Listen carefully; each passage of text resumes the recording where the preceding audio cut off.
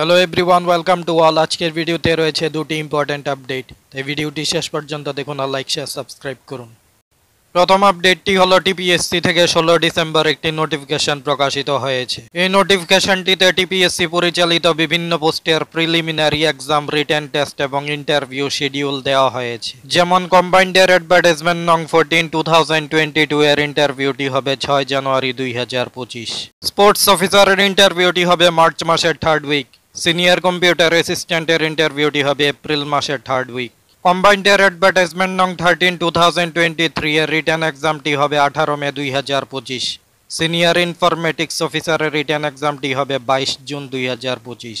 Senior informatics অফিসারের ইন্টারভিউটি হবে August মাসের 4th উইক এবং কম্বাইন্ড অ্যাডভার্টাইজমেন্ট নং 13 2023 এর ইন্টারভিউটি হবে সেপ্টেম্বর মাসের 1st week.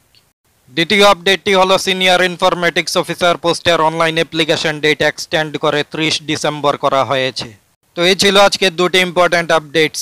Job related important updates এবং কম্পিটিটিভ এক্সামের প্রিপারেশনের জন্য গুরুত্বপূর্ণ ক্লাস পেতে আমাদের চ্যানেলটি সাবস্ক্রাইব অথবা জয়েন করুন।